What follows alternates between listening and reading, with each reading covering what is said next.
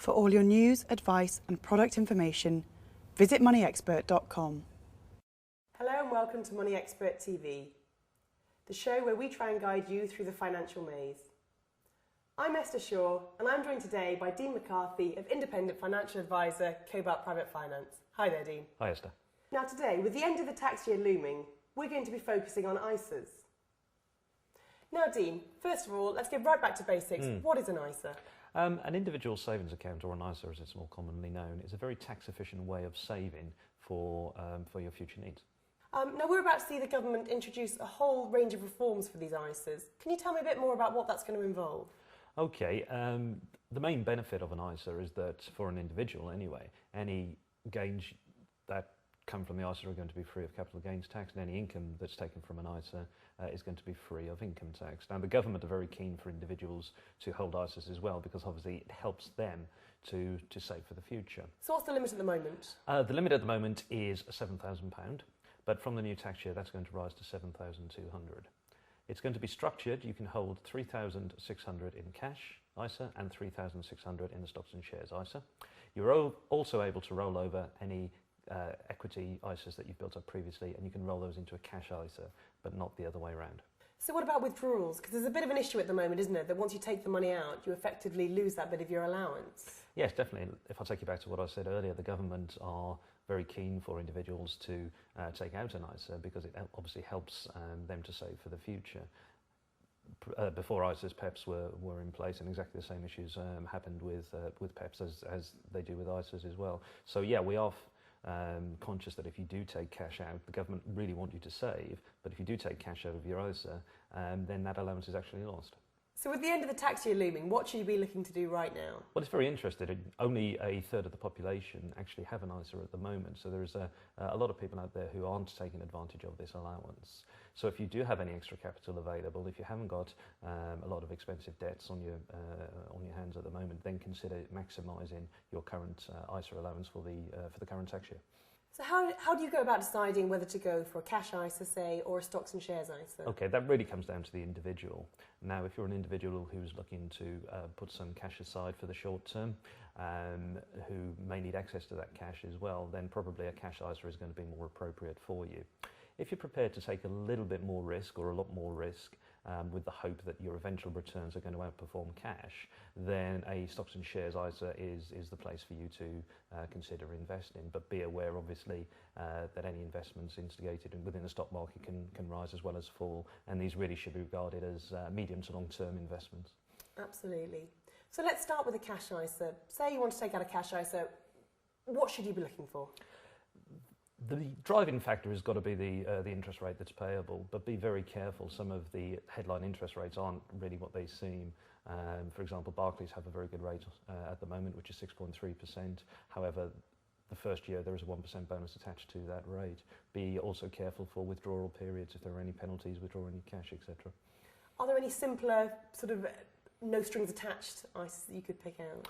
Yes, I quite like the iSave ISA, which currently has an associated rate of 6.1%. Once again, part of that is made up of a bonus. However, the one thing I do like about the iSave account, which doesn't actually happen with Barclays, is that you can transfer in accumulated cash ISAs already into the iSave account. And that can make a big difference if you've got money saved up from previous years, can't Definitely, it? definitely, yeah. Now, we've also seen new launches from Abbey and Alliance and Leicester. Now, these are slightly more complicated launches. Can you just talk me through a little bit about these? Yeah. What these two providers are doing is offering a very good rate on their cash ISA, which is around about 10%. Which is extremely high, That is an extremely high rate, and obviously it's a tax-free environment as well, so that's the rate you will actually receive. The associated problem with both of these accounts is that in order to get the rate, then you have to invest into a longer-term savings or investment plan with each of the providers. Now, is that the best advice for you as an individual, especially if you're very adverse to risk? Maybe not. Are these the best available investment products on the market? Maybe, maybe not. So just be very careful before investing into one of these accounts. Don't just be grabbed by the headline rate. That's really useful. Okay, so we've talked about cash ISAs. What about a stocks and shares ISA? What should you be looking for there? Okay, when you're considering any investment that's non-cash based, what you really need to try and consider is to have a well-diversified investment portfolio. Now, to put that into plain English, you're lucky not to have all of your investments, say, in the stock market. Let's have some investments in the stock market, and that's not just in the UK stock market. Look at global stock markets as well, because the wider the spread of your investments, the less the associated risk. You could also consider investing into fixed interest, such as government or corporate bonds. Within ISAs, you should look for a provider that also gives access to things like commodity funds, and maybe if you're feeling brave and you think that commercial property is undervalued at the moment, even consider commercial property, all within your £7,000 ISA allowance for the year. So when you're looking for a good provider, you need to find a provider that doesn't offer you access to their own funds, something like a fund supermarket, maybe Funds Network, Celestia, co-funds, where you can actually access a wide range of investment funds and a wide range of underlying assets. Thanks very much for that, Dean.